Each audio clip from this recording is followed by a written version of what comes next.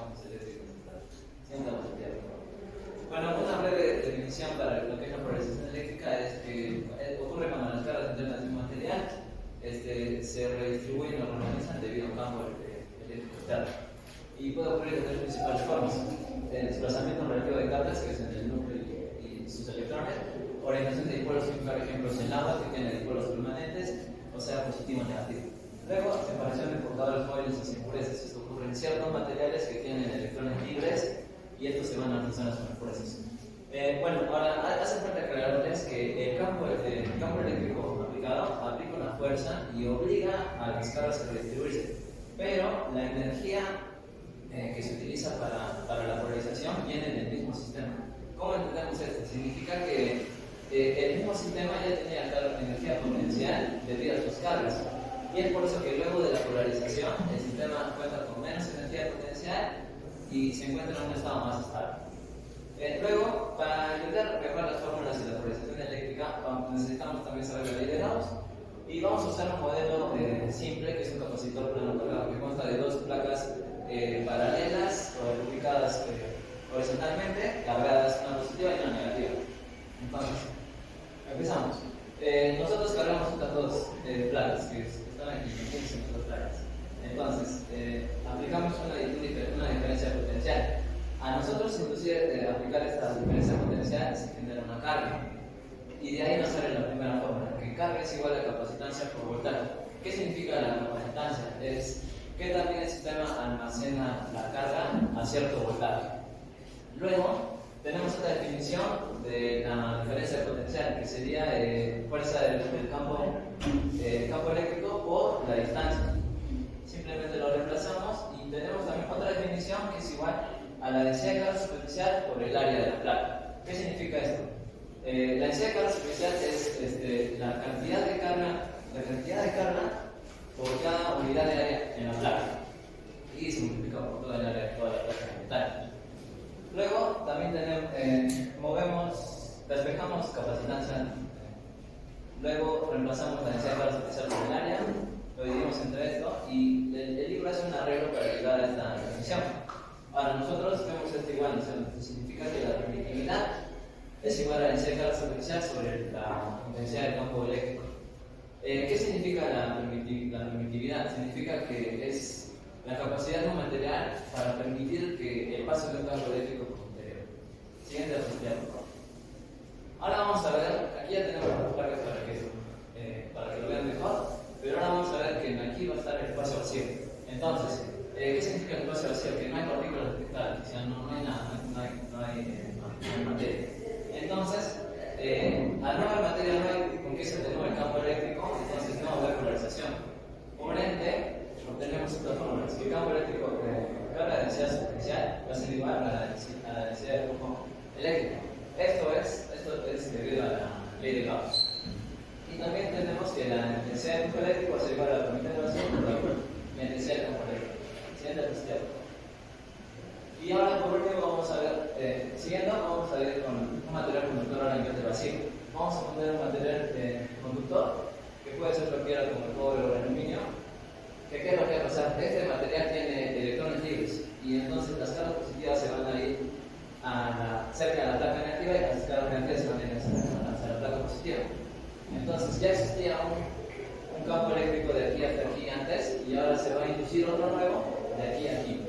Entonces se van a anular, y es por eso que el campo eléctrico del material no se igual a cero. ¿Por qué? También porque hay electrones libres en el material. Y se deja un espacio vacío porque si se junta el material junto a las placas cargadas, se forma un cortocircuito.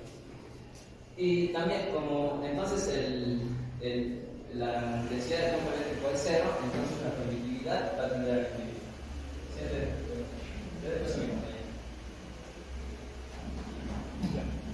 Bien, ahora con los materiales eléctricos. Bien, como ya sabemos, vamos a comenzar con un material eléctrico perfecto o ideal. Significa que las portadores de carga dieléctrico están todas.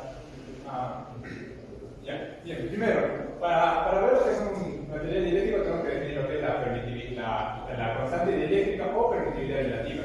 Que esta va a ser la razón o la relación entre el campo eléctrico inicial, es decir, que viene el vacío, más el nuevo campo eléctrico que se genera por la polarización. Pero también podemos expresar en términos de permitividad como la relación de la permitividad del material en el vacío. Bien, lo importante acá es que en la figura vamos a tener lo que son las densidades de carga, tanto positiva como negativa, van a permanecer constantes a lo largo del tiempo. Bien, acá la densidad de carga se va a dividir en dos porciones, la densidad de carga libre y la densidad de carga ligada. Bien, las densidades de carga ligadas son acá las que vamos a ver que están enseñadas en un cuadro. Estas son las cargas que se quedan enlazadas en su posición. ¿Por qué? Porque se juntan con un dipolo que está en el material dieléctrico. Acá es el material dieléctrico. Entonces, justamente estas van a ser las responsables de que se genere la polarización. Mientras tanto, las cargas libres son las cargas que quedan, o bueno, estas cargas son las que generan ese campo eléctrico externo, el neto. Mientras tanto, las cargas ligadas son las que aparecen en compensación a esto. Bien, y acá vamos a definir, como dije, la densidad de carga va a ser la suma de las cargas ligadas con las cargas libres. Y acá podemos compararlo con lo que es la densidad de flujo eléctrico, ya que la suma de las densidades de carga va a ser lo mismo que la densidad de flujo eléctrico en todo el material. Por eso vamos a tener acá la densidad de flujo eléctrico para las cargas libres, que es esto de acá, y la polarización, que va a ser justamente la densidad de flujo del momento dipolar que se va a producir por todas las cargas ligadas.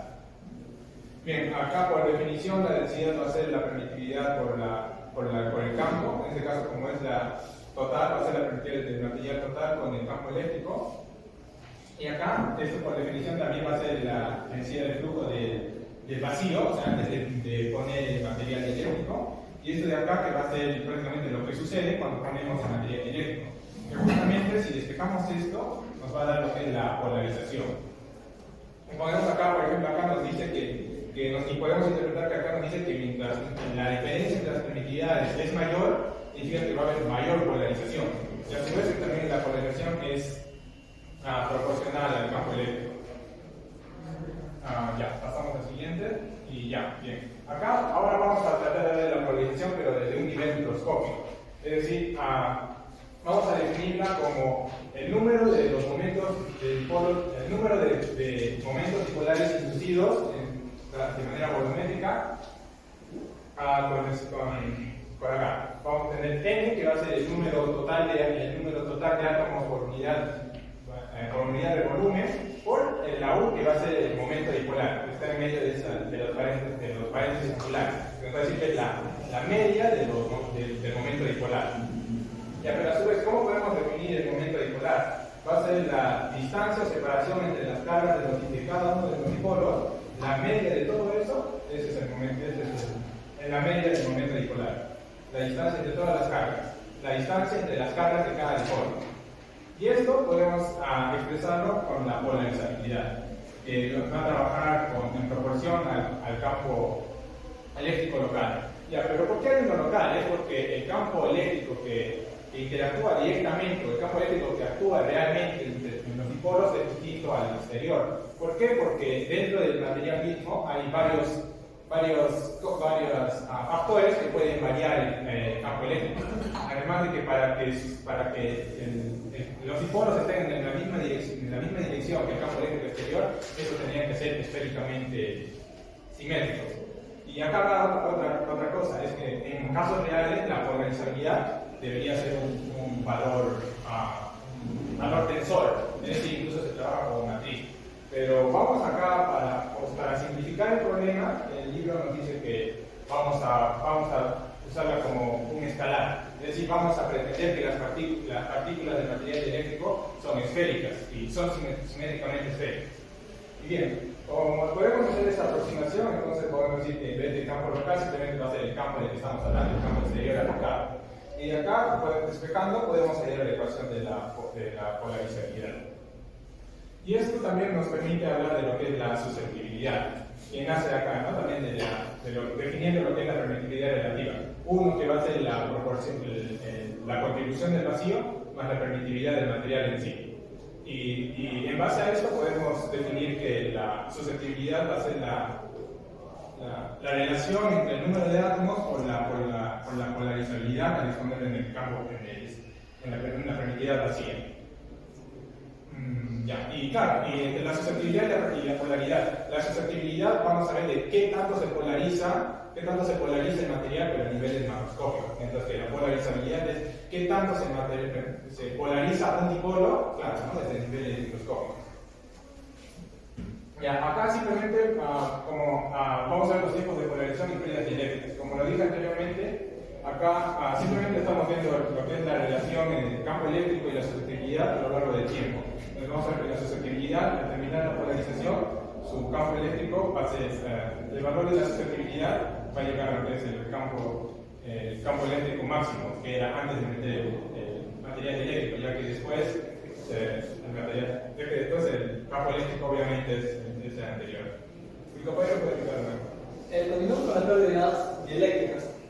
En el caso de las dos placas paralelas con un dieléctrico en medio, existe una polarización. Esta polarización se da en tres etapas. Pues en realidad son dos, pero para entenderlo mejor en tres. El primero tenemos el inicio en un tiempo igual a cero. Eso nos indica que es justo en el momento donde se induce un campo eléctrico y no hay variación.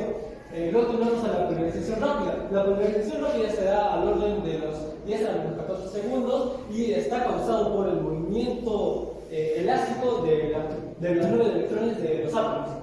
Luego, aquí en esta parte no hay pérdida de energía. Luego tenemos la polarización lenta.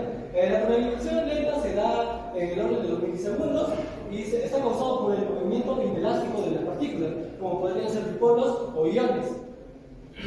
Aquí el campo se estabiliza o disminuye y también la permitividad sube y también se estabiliza, llegando a su punto final. Pero aquí es donde ocurren las pérdidas dieléctricas, en esta última parte. ¿Por qué? Por el movimiento inelástico de partículas. ¿Pero qué es el movimiento inelástico de partículas? Es el movimiento de los dipolos, movimiento y lento y parcialmente permanente de los dipolos. A la hora de mover estos dipolos, los dipolos van a presentar cierta resistencia a ser movidos. O sea que esta resistencia se va a llamar la resistencia inercial. Esta resistencia es lo que genera las pérdidas. Lo puede disipar en formas de calor y acá podemos ver, por ejemplo, los tiempos de polarización. Entonces nos dice que en la polarización lenta tenemos el pico máximo de las pérdidas. Siguiente. En este caso, ¿no?, de lo que estábamos hablando cuando las placas están cargadas, si nosotros hacemos un cortocircuito, lo que va a ocurrir es que las cargas se van a neutralizar entre las dos placas. Y luego, ¿qué pasa con el dieléctrico? El dieléctrico aún va a estar polarizado. Puede ser por un cierto tiempo y esto va a depender de las condiciones de la temperatura ambiental. Y cuando esta corriente se despolarice, cuando estos dieléctricos se despolaricen, lo que va a ocurrir es que va a generar una corriente de despolarización inversa. Lo que esta corriente también va a generar es que se neutralicen de igual manera como cuando hacemos un cortocircuito las cargas entre las placas. Ahora hablemos de un dieléctrico real. A diferencia de un dieléctrico ideal o un aislante 100% completo, el dieléctrico real presenta portadores de carga móviles. Si nosotros lo tomamos como un número de portadores de carga móviles n, o sea, varios portadores de carga con U, que sería la velocidad promedio de los portadores de carga, y Q, que sería su valor del portador de carga, tendríamos a la conductividad. Entonces, un dieléctrico real va a tener una conductividad, por lo cual también va a haber una corriente, y esta corriente va a atravesar una resistencia RC para aplicarlo en los fines didácticos, ¿no? Lo que va a ocurrir aquí es que, vemos en la siguiente imagen,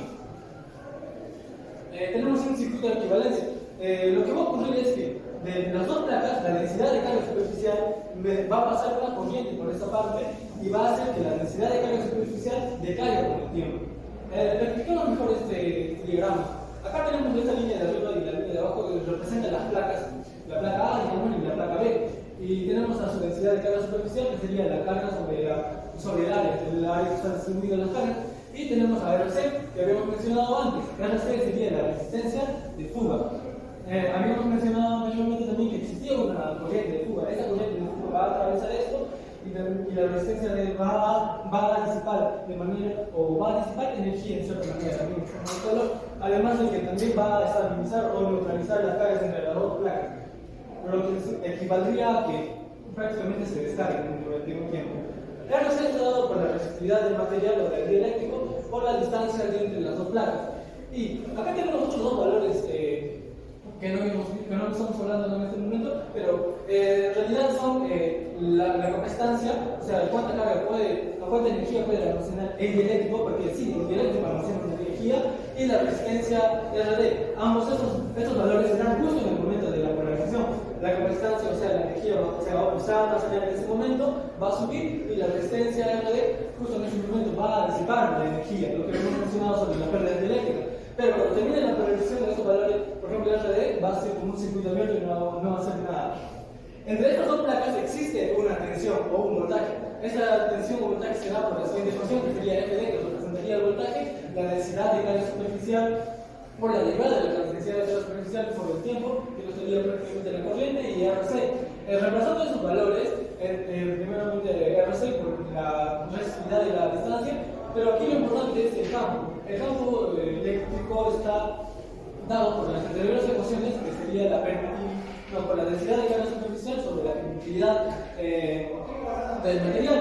Pero en este caso, como nuestra densidad de carga superficial va a variar en el tiempo, va a decaer en el tiempo, entonces por eso está en función del tiempo. Y se nos forma una ecuación diferencial. Esta ecuación diferencial lo resolvemos con un contorno que igual a cero.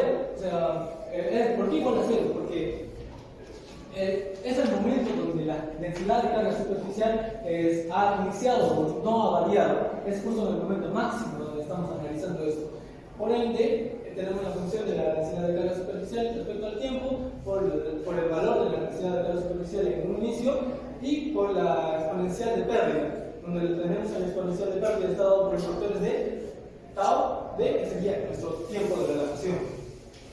Entonces, ¿qué es lo que explica esta ecuación? La ecuación indica que durante cierto tiempo, de acuerdo a esta exponencial de pérdida, la densidad de carga superficial va a decaer o va a bajar.